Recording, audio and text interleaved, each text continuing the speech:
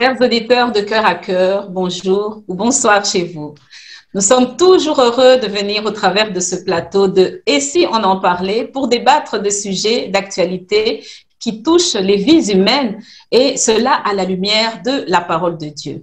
Nous ne prétendons pas du tout être des spécialistes en la matière dans les thèmes ou les sujets que nous débattons. Nous voulons juste en toute humilité apporter notre petite contribution et ainsi obéir à la mission.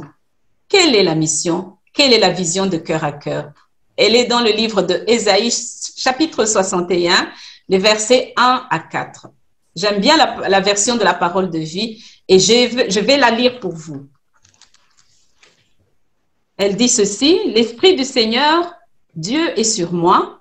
Oui, il m'a consacré pour apporter une bonne nouvelle aux pauvres. Il m'a envoyé pour guérir ceux qui ont le cœur brisé, pour annoncer aux déportés, vous êtes libres, et à ceux qui sont en prison, vous allez revoir la lumière du jour. Il m'a envoyé pour annoncer, c'est l'année où vous verrez la bonté du Seigneur, c'est le jour où notre Dieu se vengera de ses ennemis. Il m'a envoyé pour redonner l'espoir à ceux qui sont en deuil. Ils sont en deuil à cause de Sion, mais je dois leur donner un beau turban. Pour remplacer la cendre sur leur tête, je dois verser sur eux une huile parfumée qui marque la joie et non le deuil. Je dois leur mettre un vêtement de fête pour remplacer le découragement. Alors, on les comparera à des arbres qui honorent Dieu, à une plantation qui montre la gloire du Seigneur. Ils relèveront les murs s'écroulés d'autrefois. Ils reconstruiront les maisons détruites depuis longtemps. Ils redresseront les villes démolies, ce qui est resté en ruine pendant plusieurs générations. » Quelle belle version, hein? Il y a d'autres versions. À la place, ils parlent des térébintes. Ils ressembleront aux térébintes. Chers amis de Cœur à Cœur, vraiment, c'est un moment merveilleux encore que nous voulons partager avec vous. Mais avant d'aller plus loin, de vous présenter nos panélistes, comme d'habitude, partagez autour de vous, parlez-en à quelqu'un. Vous pensez à quelqu'un qui peut vraiment jouir de cette émission, avoir tiré le bénéfice de cette émission, partagez l'émission et nous allons continuer. Je vais me tourner vers le Canada. Pasteur Nathalie, bonjour, comment allez-vous? Oui, je vais très bien, merci. Bonjour Marie-Claire, bonjour également à Rachel. Alors, bonjour. Vraiment, le Seigneur nous fait du bien. Tous les jours, on se réveille, on respire. Tout cela nous vient de Dieu. On ne peut que dire merci. Ce n'est pas un acquis, mais c'est le Seigneur qui le permet. Alors, Marie-Claire, si tu permets, j'aimerais souligner ici au Canada, tout le mois de février, on souligne le mois des Noirs. En fait, c'est le mois de l'histoire des Noirs. Et cette année, on souligne particulièrement l'apport des Noirs dans la communauté noire, dans nos communautés. Et vraiment, je voudrais dire merci à chacune de vous pour votre persévérance, pour votre courage, pour votre résilience. En tout cas, tout ce que vous faites dans vos communautés, vraiment, on bénit le Seigneur. On aimerait vraiment souligner aujourd'hui la participation, l'implication de tous les Noirs dans chacune de nos communautés. Que le Seigneur bénisse la nation noire, si vous voulez. Oui, merci beaucoup, Pasteur Nathalie. Oui, la culture noire, le mois des Noirs, j'ai voulu mettre par reconnaissance aussi. C'est vrai que je ne vis pas au Canada, mais nous allons aussi dire bonjour à Rachel. Rachel, en Belgique, bonjour, comment vas-tu depuis la dernière émission? Bonjour, ma sœur Marie-Claire. Bonjour, Pasteur Nathalie du côté du Canada. Eh bien, ma sœur Marie-Claire, Pasteur Nathalie, je vais très bien et comme la femme sunamite dit, tout va bien en Jésus-Christ. Amen, amen. Eh bien, c'est bien tout ça et nous sommes sur le plateau de « Et si on en parlait ?» Et justement, vous êtes sûrement en train de vous poser la question, on parle de quoi aujourd'hui? Et si on en parlait du complexe? C'est du complexe qu'il s'agit aujourd'hui. Et nous abordons vraiment ce sujet avec ce thème. Nous allons vraiment aller dans une petite série pour débattre de tout cela. Et nous espérons par la grâce de Dieu que ce thème va toucher des personnes qui vivent des complexes qui handicapent leur vie et les empêchent d'accéder à l'épanouissement que le Seigneur désire et prévoit pour eux. D'où viennent les complexes et peut-on réussir à les vaincre? Nous nous invitons plutôt une fois de plus chez vous par ce thème. C'est un sujet qui concerne le commun des mortels, hein. Il peut être de supériorité ou d'infériorité. Ça, ce que nous entendons, complexe de supériorité ou complexe d'infériorité. Le mot complexe en lui-même fait suggérer quoi? Une sorte de désordre installé, une confusion, une souffrance dans l'âme et un état compliqué. Mais que dire de plus? Aujourd'hui, nous allons plus particulièrement parler du complexe d'infériorité. Que me dit le dictionnaire?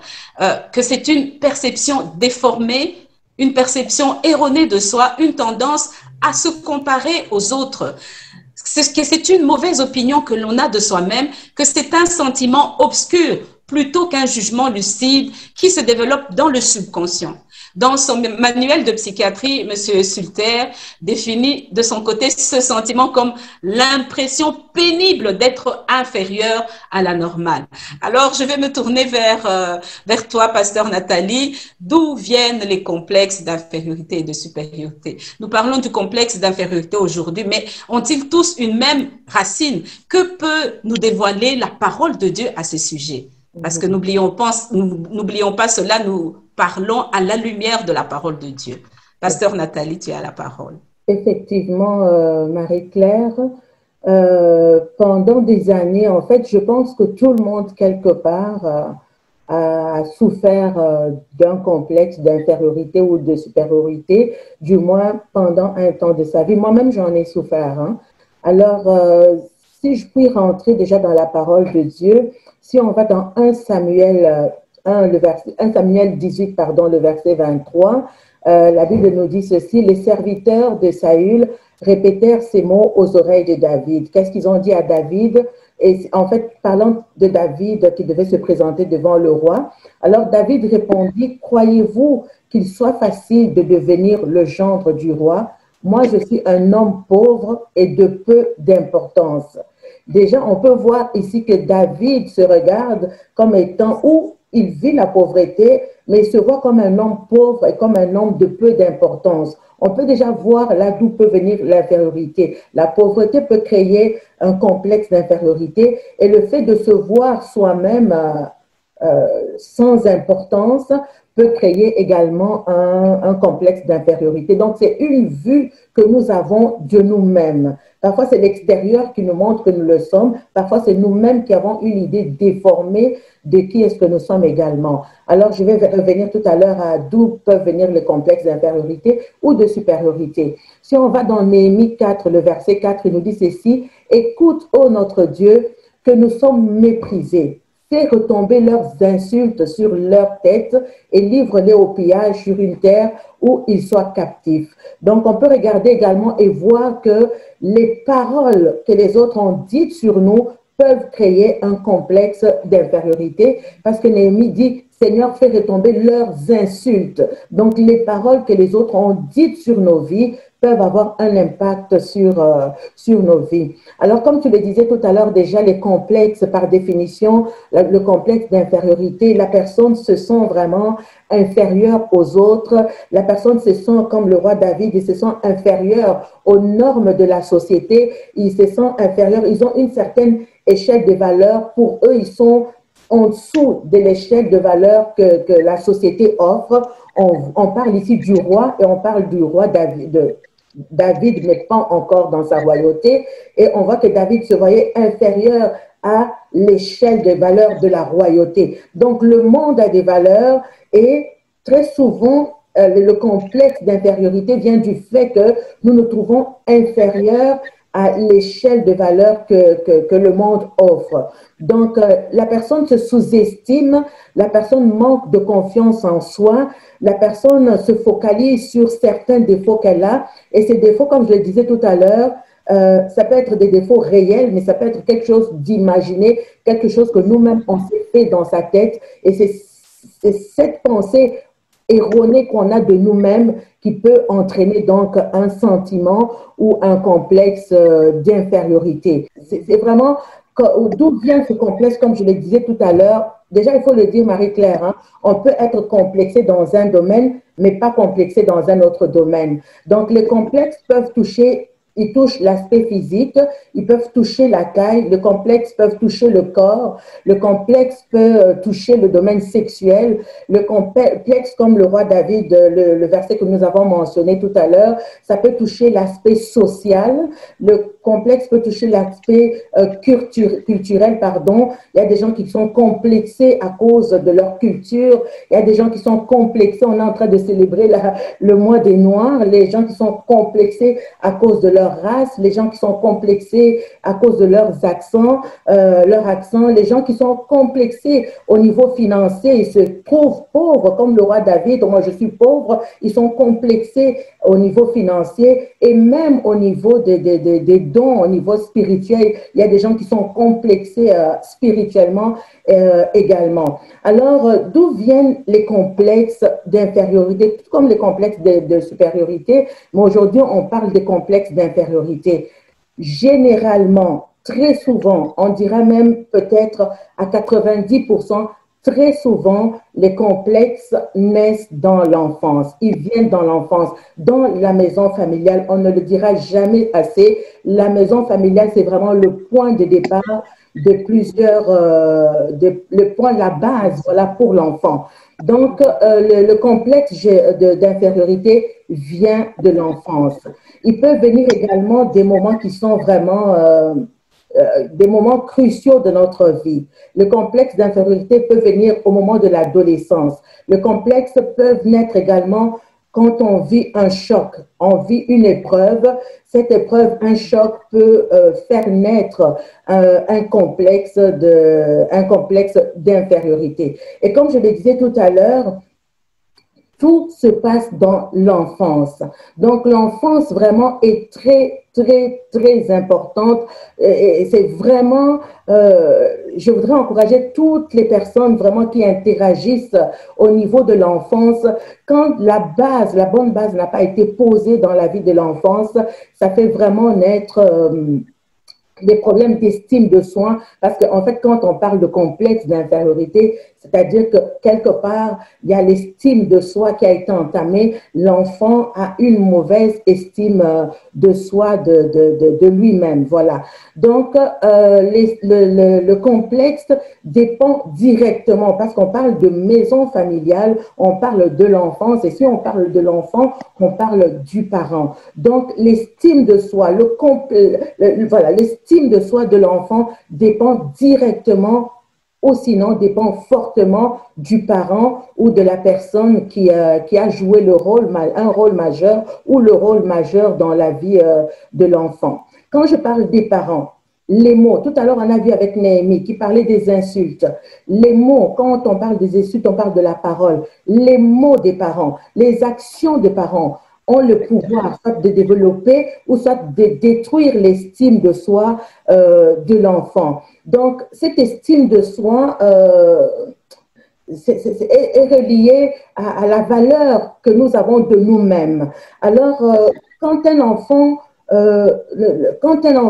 ne reçoit pas, comment je pourrais dire, quand un enfant reçoit l'amour des parents, quand un enfant est bien encadré, il a une bonne valeur de qui il est. Mais quand il y a ce manque, quand il y a des commentaires négatifs, quand il y a des préférences au niveau des enfants, quand il y a un manque d'encouragement, un enfant qui n'est pas encouragé, quand il y a un manque d'encadrement au niveau de l'enfant, l'enfant perd ses repères et malheureusement, l'enfant commence à se dévaloriser. Également, les complexes peuvent naître, je parlais des paroles, peut-être on va encore reparler plusieurs fois. Les paroles ont vraiment une action, un pouvoir terrible, celui de construire ou celui de défaire. Et vraiment, quand l'enfant n'a pas reçu les bonnes paroles, les commentaires négatifs, quand constamment un parent est insatisfait du comportement de l'enfant, était vraiment manifeste, critique l'enfant devant les autres, compare l'enfant à d'autres enfants. Vraiment, l'estime de soi de l'enfant est vraiment entamé et ça installe, et je dis bien ça installe le complexe d'infériorité. Ça veut dire que quand on parle d'installer mur après mur, il y a des briques qui s'installent et ça Exactement. devient maintenant une forteresse. C'est pour ça que quelqu'un qui Exactement. vit un complexe d'infériorité, vraiment, c'est des forteresses à renverser parce que ça s'est installé. Imaginez-vous, ça s'est installé depuis l'enfance et la personne est Exactement. rendue à 30 ans, 40 ans. Imaginez-vous, c'est des bétons qui se sont installés. Donc, ça Exactement. déforme totalement la personne. Alors, les complexes peuvent naître également quand l'enfant atteint l'adolescence. Il est dans une étape de transition.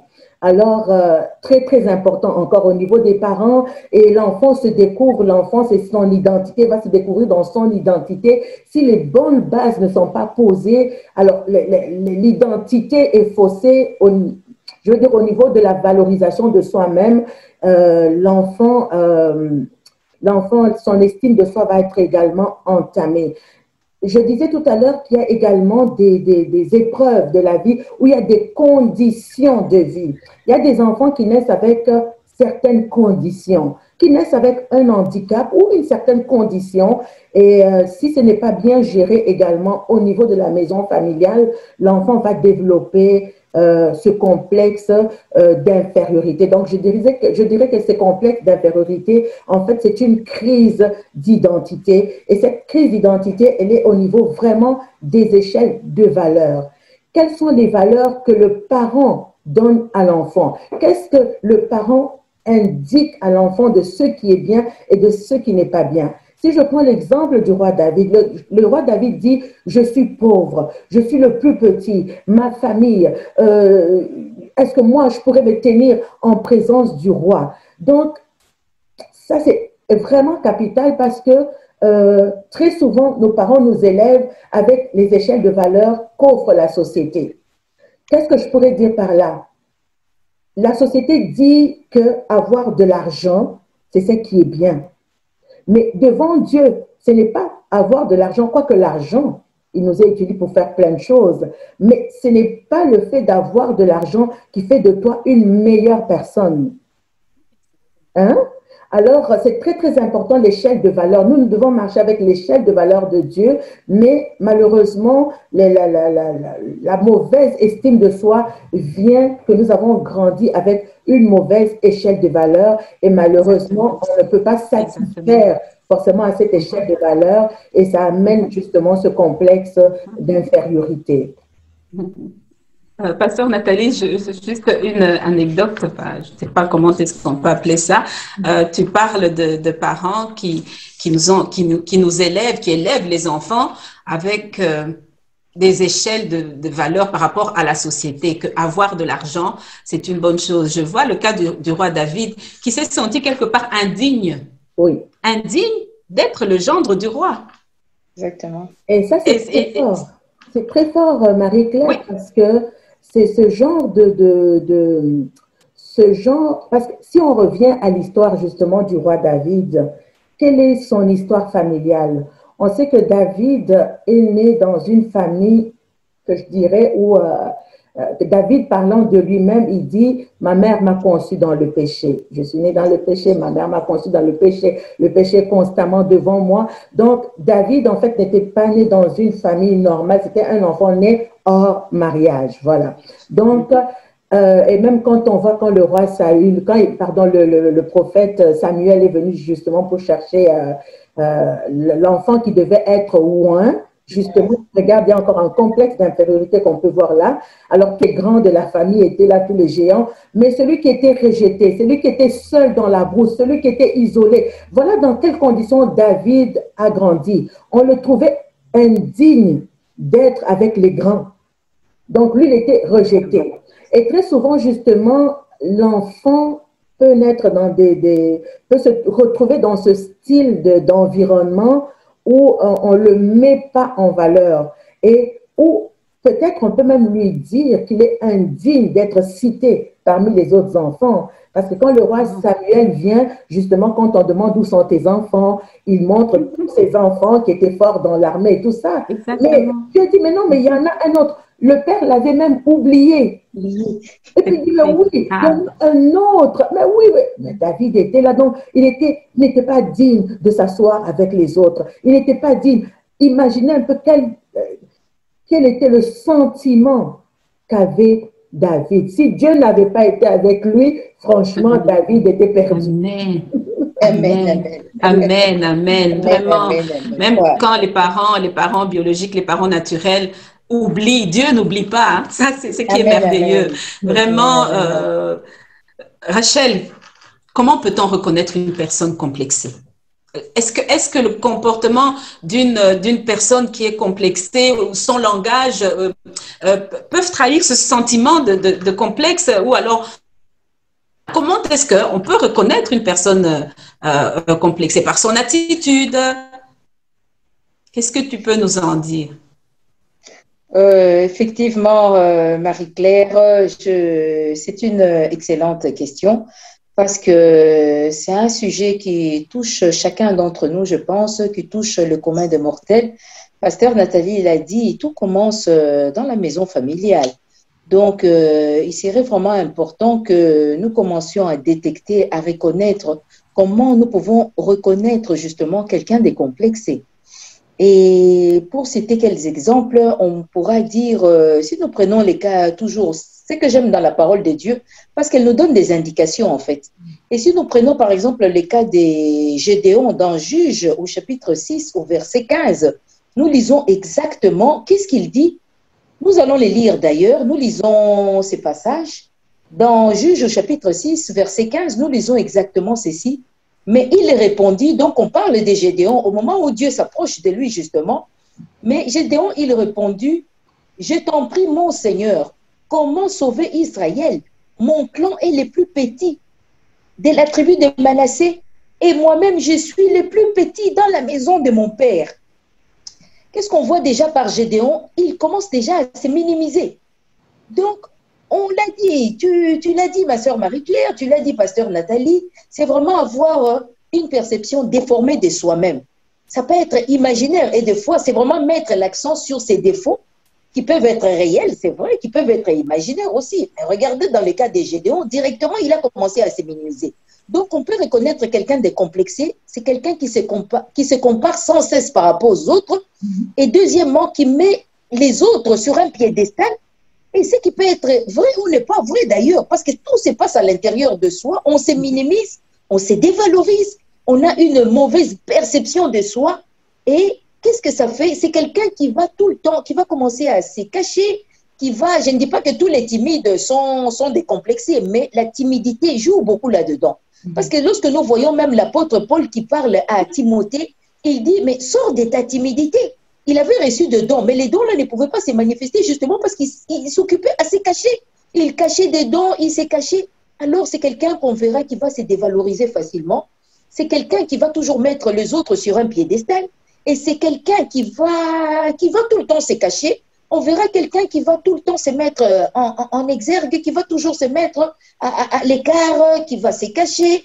Et vraiment, c'est comme ça qu'on peut commencer à détecter. Si je peux dire, ce sont voilà des éléments qui peuvent nous permettre déjà de commencer à détecter. Donc, la timidité peut jouer un grand rôle et quelqu'un qui se dévalorise sans cesse, qui se compare toujours aux autres.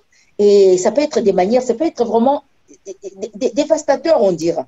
Voilà un peu, si je peux souligner quelques éléments, voilà, pour pouvoir déjà commencer à détecter. Je n'ai pas dit que ce sont tous les éléments, mais ce sont déjà des éléments qui peuvent nous mettre sur une piste, quoi.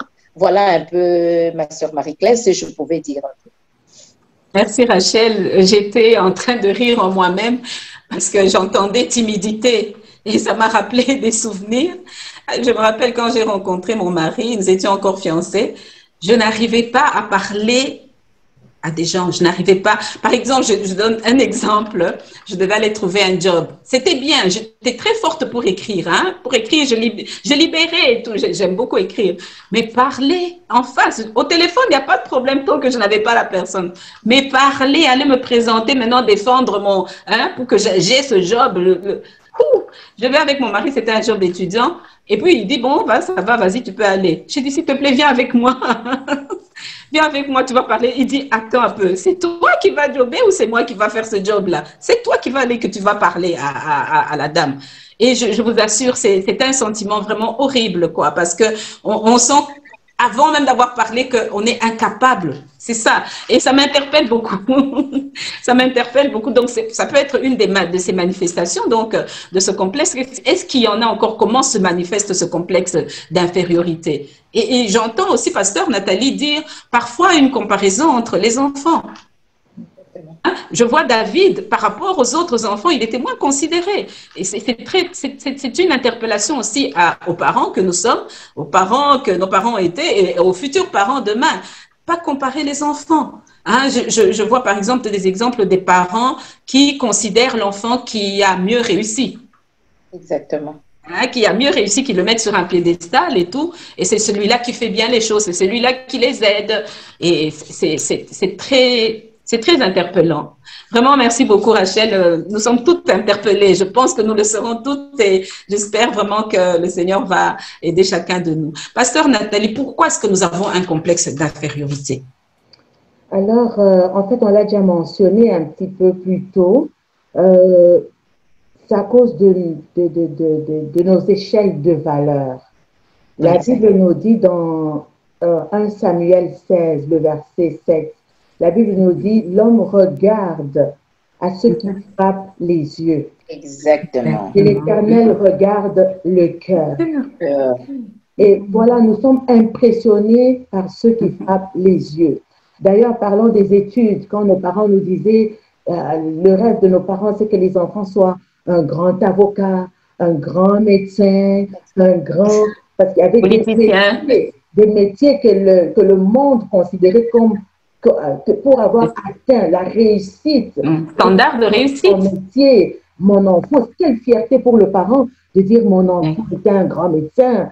Et quelle honte pour le parent de dire mon enfant est un boxeur ou mon enfant est lave la vaisselle quelque part ou est d'un cuisinier. Donc, c'est vraiment ce qui frappe aux yeux.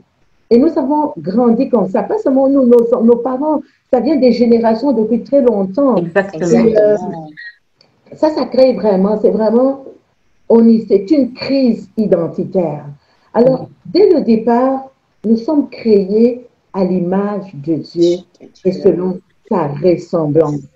Nous avons en nous Dieu.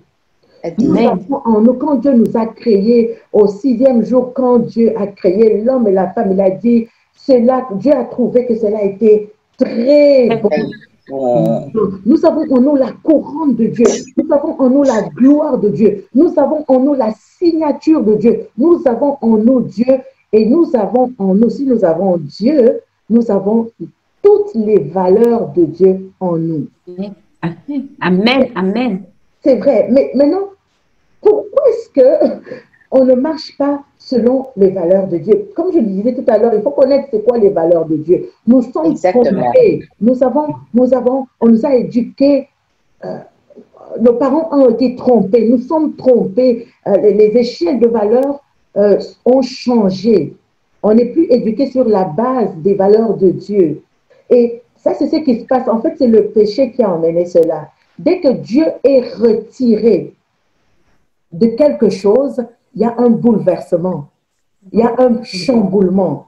Dès qu'on n'éduque plus l'enfant selon Dieu, il y a quelque chose qui est retiré.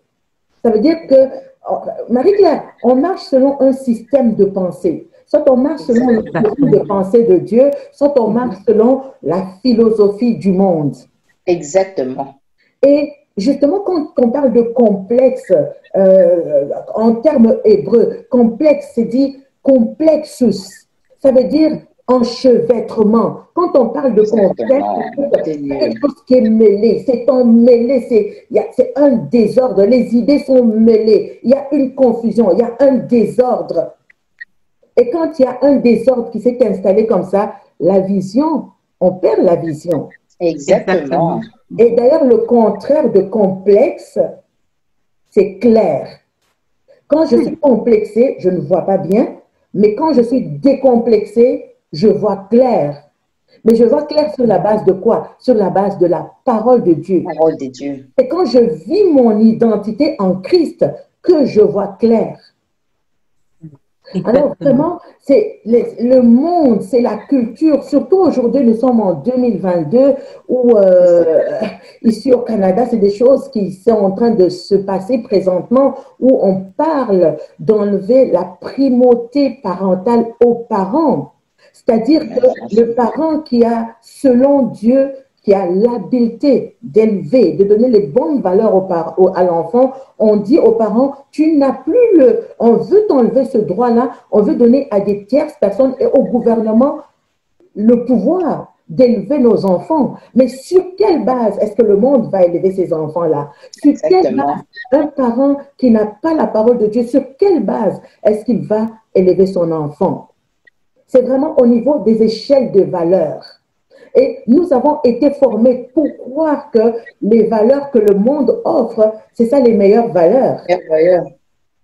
C'est ça. Nous admirons les choses que le monde offre. Nous admirons l'argent. Nous admirons la beauté que le monde reflète. Mais nous savons que c'est une beauté qui est éphémère. Nous admirons l'influence du monde.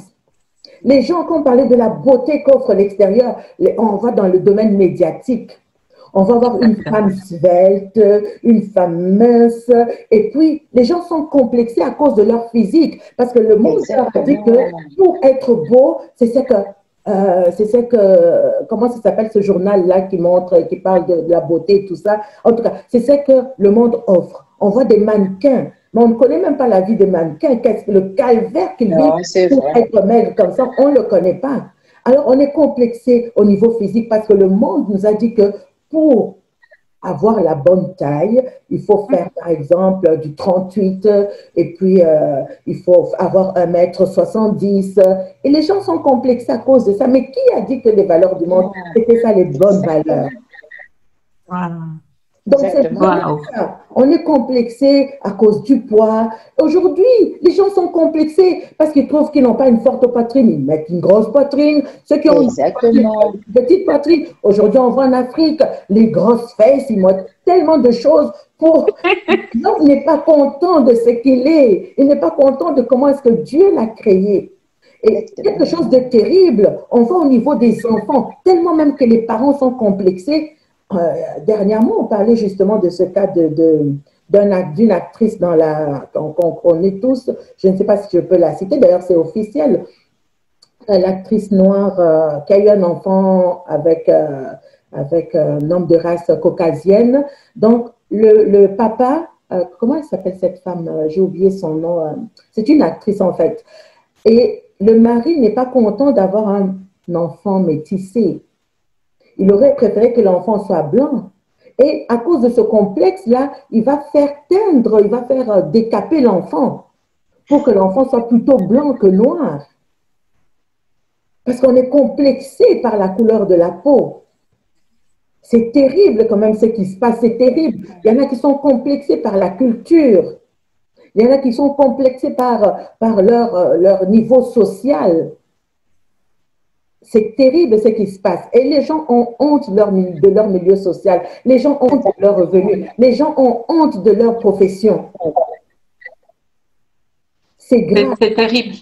C'est terrible. C'est vraiment très grave. Et ça devrait interpeller tous les parents en devenir, les parents actuels, les parents de jeunes enfants, et même nous qui avons des enfants beaucoup plus âgés maintenant, de comment faire pour corriger aussi, hein. Mais ça sera le sujet d'une autre émission. Et nous devons aussi être interpellés par ce que la parole de Dieu nous dit. Ne vous conformez pas au siècle présent. Nous devons arriver. Oui, je t'en prie. Oui, je peux finir. Parce que maintenant, je parlais tout à l'heure, c'est très, très important parce que par rapport à la question que tu m'avais posée tout à l'heure, d'où viennent, c'était quoi la question que tu m'avais posée? Pourquoi avons-nous un complexe d'infériorité? Pourquoi avons-nous un complexe? Et quand on regarde maintenant toutes ces choses qui nous complexent, comme je le disais tout à l'heure, ça devient des forteresses. Des forteresses, exactement. Parce que je parlais tout à l'heure que c'était des idées mêlées, enchevêtrées, tout devient mêlé et confus. Et ce système de valeurs du monde amène l'homme, la femme à être emprisonnés. Il y a beaucoup de gens qui sont emprisonnés dans une mauvaise pensée de qui, dans leur estime une mauvaise estime de qui ils sont. Ce sont des choses qui sont vraiment, en fait, c'est même une abomination devant Dieu. C'est un péché, en fait, carrément, devant Dieu. Parce que nous regardons selon le monde et pas selon ce que Dieu dit que nous ne vivons pas l'image de Dieu. Mais c'est vraiment une délivrance. Amen. Amen, amen. Vraiment des murs qui deviennent en fait des forteresses. Et j'ai aussi cette image d'un filet avec des nœuds. Des nœuds, vraiment plein de nœuds. Un nœud aujourd'hui, un nœud demain, qui fait en fait que la personne, comme tu dis, est emprisonnée, mais elle souffre dans son âme. Exact. Elle souffre tellement dans son âme et merci Jésus qui est venu pour libérer ceux qui étaient captifs. Jésus est venu pour libérer ceux qui étaient captifs. Et vraiment, dans nos prochaines émissions, nous allons continuer vraiment d'en parler. Aujourd'hui, nous avions voulu vraiment commencer à aborder dans ce sens le complexe d'infériorité et mettre un petit peu les bases. Je ne sais pas, Rachel, si tu voulais ajouter quelque chose ou une anecdote ou bien un exemple de la parole de Dieu qui au vu de ce que Pasteur Nathalie dit, si tu voulais ajouter quelque chose. Je veux quand même ajouter quelque chose, Marie-Claire, parce que Pasteur Nathalie a souligné quelque chose de très important. Au début, elle a dit, nous avons été créés à l'image de Dieu, à sa ressemblance. Mais le monde nous a imposé un standard. Alors, la question est de savoir comment, justement, on doit voir par rapport, est-ce qu'on doit regarder par rapport aux valeurs du monde ou par rapport aux valeurs de la parole de Dieu, parce que c'est très important, parce que tout est de revenir justement dans la parole de Dieu, c'est que la parole de Dieu nous dit. J'ai aimé ce que toi-même tu as dit, ou Pasteur Nathalie a dit, elle dit, ça nous rappelle un nœud. C'est comme si tout a été embrigué, ça crée des forteresses, qu'est-ce que ça fait? Ça crée comme une zone d'ombre, une ombre autour de nous. Et qu'est-ce qu'on nous dit au début? Lorsque Dieu avait créé les choses, tout était lumière. Mais il a suffi qu'un désordre vienne pour qu'il y ait le tohu-bohu, justement, qu'il y ait ces désordres-là, justement. Et justement, on peut se demander, mais comment on peut faire, justement, pour commencer à défaire ces nœuds-là? Et la parole de Dieu nous dit exactement, au moment où il y avait le tohu-bohu sur la terre, il y avait ces désordres. Marie-Claire, tu as dit, c'est un désordre dans l'âme, dans notre âme. Mais qu'est-ce qui peut faire que, dans notre âme, comment on peut faire que, il n'y a qu'une seule manière, hein? Pasteur Nathalie a dit, il faut que l'Esprit du Seigneur vienne. Comme le Saint-Esprit s'est mouvé au-dessus des eaux, il faut que l'Esprit du Seigneur vienne. Vous-même, vous deux, vous l'avez soulevé, vous avez dit, ça crée des forteresses, ça crée des murs, c'est des briques après des briques. Mais il faut que l'Esprit du Seigneur vienne. Il faut que la lumière vienne. Dans les ténèbres, qu'est-ce qui arrive? On nous dit, lorsque la lumière apparaît et les ténèbres commencent à se dissiper. Et c'est seulement lorsque le Saint-Esprit vient. Jésus avait dit, c'est pour cela que Christ était, il avait dit, il faut que je m'en aille pour que le Saint-Esprit vienne, justement. Car lorsqu'il viendra, qu'est-ce qu'il va vous faire? Il va vous conduire dans toute la vérité.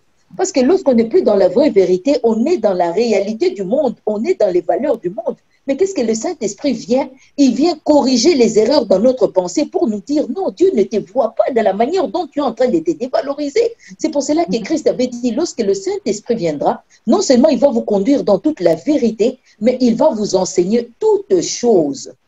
Ça veut dire, il y a les standards du monde et les standards selon Dieu.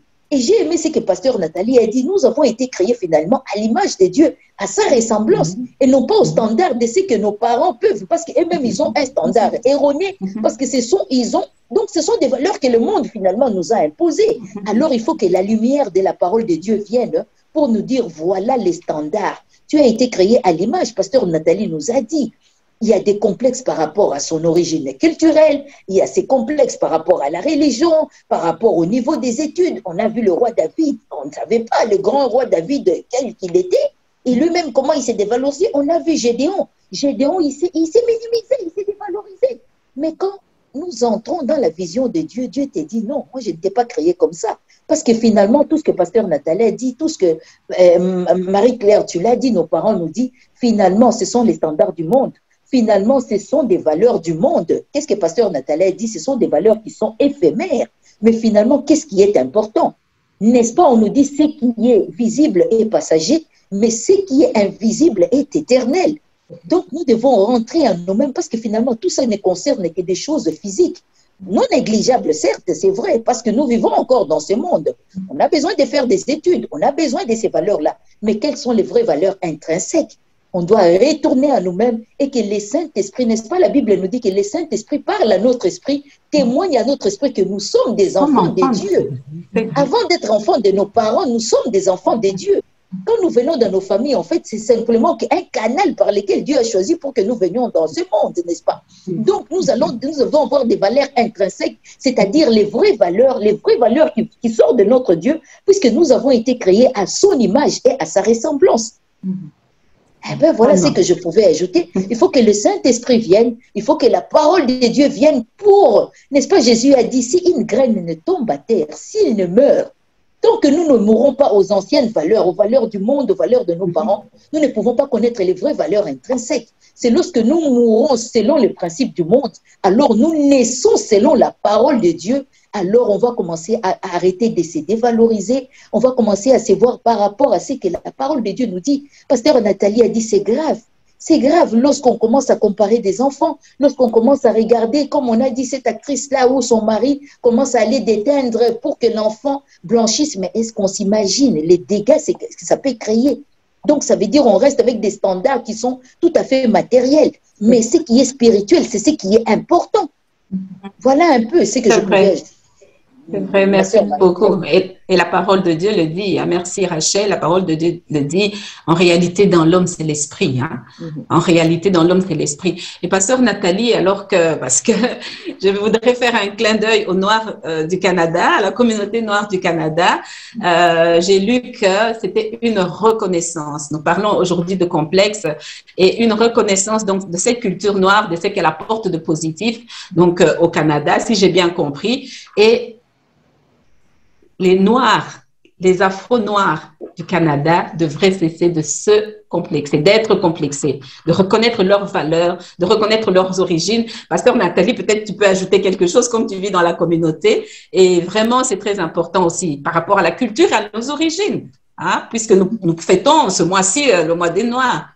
Vraiment, ça concerne toute la race noire. Exactement. Il faut que nous vivions, nous ne sommes pas inférieurs.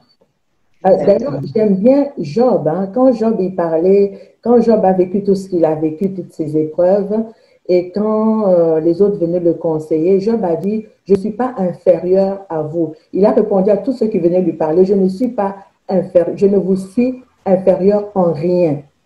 Ça veut dire qu'il savait qui il était. C'est important que l'homme noir sache qui il est. Ce n'est pas un sous-homme. C'est un homme créé à l'image de Dieu. Parfois, on pense... Exactement. Parfois, ça on en parlera peut-être à d'autres émissions, les conséquences du complexe d'infériorité. Ils nous empêchent de poser certaines actions. Exactement. Ils nous empêchent d'agir. Ils nous empêchent de créer. Notre liberté est limitée. Notre liberté devient liée à ce que l'autre pense.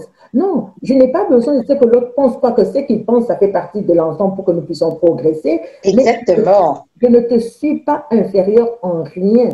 Je suis Exactement. Que l'homme noir sache qu'il est créé à l'image et selon la ressemblance de Dieu. Autant que toutes les races, c'est Dieu qui a créé toutes les races. Exactement. Alors, c'est vraiment un encouragement en tant qu'homme de cette couleur-là. Ce que tu as à faire, fais-le. Si tu dois créer, crée. Si tu dois innover, innove. Il n'y a rien qui te retient ou qui t'empêche. Et vraiment, nous voulons également souligner, comme je le disais tout à l'heure, déjà les bonnes actions que font déjà beaucoup de personnes de la communauté noire, mais d'encourager encore ceux qui pensent qu'ils sont inférieurs ou qui sont moindres, de vraiment d'aller dans la parole de Dieu, de redécouvrir leur identité en Christ. Pas en dehors de Christ, en Christ. de définir leur identité Exactement. en Christ et de marcher selon cette identité. Et selon cette identité, je ne suis pas limitée et je ne laisse rien ni personne me limiter. Limité, Exactement. tout à fait. C'est ce que Merci je peux beaucoup. dire. Et puis, vraiment, j'insiste encore une fois, on parle de l'éducation de l'enfant. C'est très important parce que quand on lit le livre des Proverbes, très souvent on voit proverbe qui dit mon fils écoute l'instruction, Écoute. entend l'instruction. Donc c'est vraiment de parler à nos enfants. D'abord, il faut que le parent soit imbibé, soit plongé dans la parole de Dieu parce que Exactement. l'éducation de l'enfant, Dieu l'a donné aux parents. Mais il faut que ce parent soit plongé dans la parole de Dieu, qu'il connaisse les principes de Dieu et qu'il puisse vraiment enseigner, instruire l'enfant selon les principes de Dieu. Ça va aider parce que la Bible dit quand l'enfant sera grand, il ne s'en détournera pas. Exactement. Il est bien bâti. Exactement. Donc vraiment, j'appelle tous les parents à retourner dans la parole de Dieu, à considérer les principes de Dieu. Et j'appelle également tous les jeunes noirs, tous les enfants à écouter les principes de la parole de Dieu et à vraiment briser tout complexe qui pouvait les retenir dans leur captivité. Exactement. En tout cas, merci beaucoup et ce sera parmi les mots de la conclusion. Donc, nous pouvons retenir que le complexe placement dans la petite enfance, vraiment dans le cadre familial, dans la famille, là où la personnalité elle est construite par rapport à ce qu'on nous dit, ce qu'on dit à l'enfant, les paroles qu'on prononce sur l'enfant, la manière dont on élève les enfants, plusieurs membres d'une fratrie. On ne met pas sur un piédestal l'un ou l'autre et aussi par rapport à la façon, cette manière de parler à l'enfant, est-ce qu'on lui apporte des encouragements? Est-ce qu'on le valorise? Ça, c'est très important. Donc, ça doit nous interpeller, nous tous. Et vraiment, dans la suite de nos émissions, nous allons vraiment continuer à en parler. Chers amis, nous étions vraiment, vraiment heureux d'aborder ce thème et de venir dans votre maison pour en parler. Vous pouvez continuer à en parler en famille et peut-être que, qui sait, chacun de nous va découvrir un petit complexe caché par-ci, par-là. Et le Seigneur est bon. Il est venu pour délivrer et libérer les captifs de cet emprisonnement. Vraiment, j'étais très interpellée par ce que Pasteur Nathalie disait. On vit une prison qui nous empêche en fait de nous épanouir et de révéler ce que Dieu a placé en nous. Vraiment. Et vraiment, nous sommes très heureux. Et si là où tu es touché par ces paroles, Christ est venu pour ceux qui étaient en mauvaise santé. Parfois, on pense qu'on est en bonne santé, mais aujourd'hui, peut-être quelque chose a été révélé et vraiment de chercher la face du Seigneur. Et nous allons demander à Pasteur Nathalie de prier pour les familles, de prier pour quelqu'un qui reconnaît aujourd'hui, qui est interpellé aujourd'hui par un des points. Et vraiment, les émissions suivantes vont continuer à nous aider à aller de l'avant. Pasteur Nathalie, je te laisse le mot de la fin. Que Dieu vous bénisse. Merci Rachel pour ta contribution et Pasteur Nathalie, merci aussi et je te laisse le mot de la fin. Que Dieu vous bénisse. Oui. Alors, avant de clôturer, de prier, j'ai parlé tout à l'heure du complexe d'infériorité qui naissait dans l'enfance. Il naît également à différentes étapes de notre vie, c'est quand nous vivons certaines situations précises. Il y a des complexes qui naissent quand quelqu'un, par exemple, perd un emploi. Alors, parfois, ils se sentent inférieurs à l'autre. Une fois de plus, c'est de considérer que ce n'est pas l'emploi qui est... le plus important, ce n'est pas l'emploi. Tu peux trouver un autre emploi. Ça ne peut pas diminuer l'estime de soi. Il y a des complexes qui naissent quand on vit des épreuves. Et on peut vivre un divorce, on peut vivre une infidélité. Et parfois, ça crée un complexe d'infériorité. Parfois, on se sent plus beau ou moins belle, ou on se sent comme un loser, comme on dit ici, comme un perdant. On n'est pas un perdant du tout. Ça ne doit pas venir nous dévaloriser. Je voudrais mettre également l'accent, là, on a parlé d'un enfant dans le cadre familial. Mais nous vivons des phénomènes des enfants qui ne sont pas dans un cadre familial. Je parlerai des enfants orphelins qui, dans certains pays, sont livrés à eux-mêmes, n'ont pas de parents ils n'ont pas de parents pour les encadrer. Ces enfants sont livrés, ils sont obligés de se faire eux-mêmes une échelle de valeur selon ce qu'eux ils pensent. Et très souvent, Exactement. cette échelle est déformée. Personne ne leur a dit qu'est-ce qui était bien ou mal. Donc, ils se font une idée de qu'est-ce qu'ils peuvent être eux-mêmes. Alors, dans la pauvreté, dans la misère, dans la violence dans laquelle ils vivent, alors eux-mêmes se sous-estiment. Donc, c'est autant de choses qui font créer le complexe.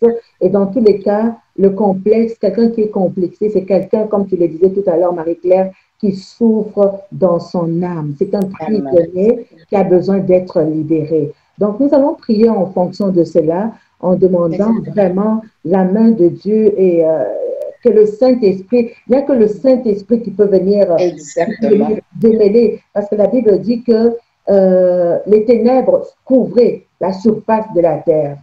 Mais quand la Exactement. lumière a été, les ténèbres se sont dissipées. Et les Exactement. ténèbres, c'est quelque chose de complexe qui emprisonne. Donc, on va demander au Saint-Esprit, en priant ensemble, que vraiment le Saint-Esprit vienne apporter la guérison et que le Saint-Esprit vienne éclairer tout homme afin que les enfants, les hommes et les femmes qui étaient emprisonnés puissent vraiment vivre une vie épanouie à la lumière de Dieu. Donc, inclinons nos têtes et nous allons prier ensemble.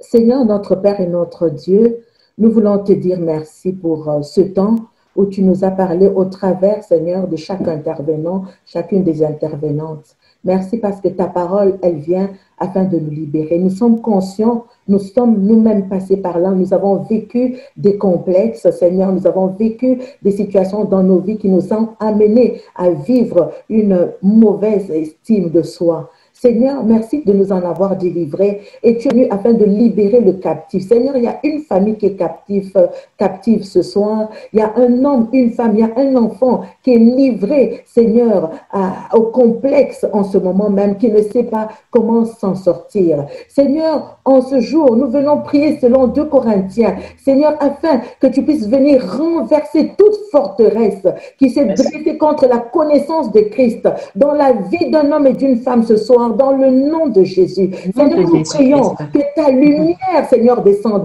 que ta lumière luise dans chaque cœur. Nous prions que ta lumière dissipe toutes ténèbres, Seigneur, dans le système de pensée, dans l'âme de chaque homme. Seigneur, que ta lumière éclaire l'âme de chaque enfant, de chaque femme, de chaque homme. Seigneur, qui vit le complexe d'infériorité, qui se croit inférieur aux autres. Seigneur, nous prions que tout le monde, Seigneur, puisse vivre selon ton échelle de valeur à toi et non selon l'échelle trompeur du monde. Tu as dit, Seigneur, que tu enverras le Saint-Esprit qui nous conduirait dans toute la vérité. Laisse donc que l'esprit de vérité s'installe maintenant. Là où il y avait des prisons qui avaient, Seigneur, oh Dieu, cadenassé, Seigneur, des familles. Que l'esprit de Dieu, l'esprit de vérité, Seigneur, enlève tout mensonge qui s'était installé dans l'âme, dans l'esprit, dans le corps, Seigneur, d'une famille maintenant. Seigneur, je prie pour la libération. Je prie pour la libération des pensées. Je prie pour la libération des émotions. Je prie pour la libération de l'âme, Seigneur, d'un homme qui nous écoute ce soir.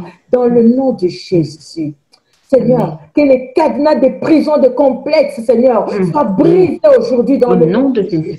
Seigneur, que l'âme qui était, Seigneur, oh Dieu, prise au prêche dans ce filet de complexe, que ce filet de complexe se déchire maintenant dans le nom de Jésus. Que toute âme, Seigneur, qui vivait le complexe, soit délivrée de tout complexe. Au nom de Jésus. Dans le nom de Jésus. Alléluia. Nous prions pour la délivrance et la libération des familles. Nous prions pour la libération des foyers. Nous prions pour la libération des enfants ce soir, oh Dieu, dans le nom de Jésus.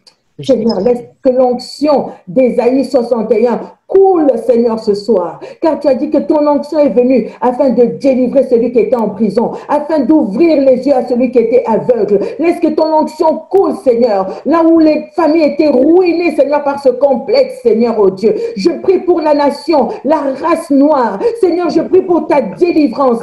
Je prie pour ta lumière, Seigneur. Je prie pour ta libération, Père, dans le nom de Jésus. Seigneur, interviens. Tu as béni toutes les races, Seigneur. En ce mois, nous parlons de la race noire et de la reconnaissance de la race noire. Nous prions que ta bénédiction, que ta délivrance opère, Seigneur, dans cette communauté, Père.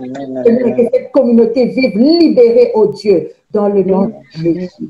Seigneur, bénis chaque famille. Bénis chaque famille qui nous écoute ce soir. Bénis chaque enfant. Bénis chaque âme. Bénis chaque foyer. Bénis chaque couple. Seigneur, nous pensons en ton Église. Seigneur, également dans ton Église, il y a des complexes, des âmes qui sont complexées, des pasteurs qui sont complexés. Seigneur, je prie pour la libération dans ton Église, Père. Que nous puissions vivre notre liberté en Christ. Oui, que nous puissions vivre notre liberté en Christ, Père. Parce que tu as dit que celui que Dieu a affranchi, celui que Christ a affranchi est réellement libre. Alléluia. Merci pour la liberté de l'esprit que tu déposes, Seigneur, dans ton Église et dans chaque foyer. Nous t'avons ainsi prié avec action de grâce au nom de Jésus. Amen. Amen. Amen, amen. Merci Seigneur pour la liberté de l'esprit que tu donnes à nos vies. Nous rendons vraiment de multiples actions de grâce au Seigneur. Chers auditeurs, partage. Et si tu veux nous contacter, tu peux voir défiler au bas de cette page toutes nos références ressources et que Dieu te bénisse.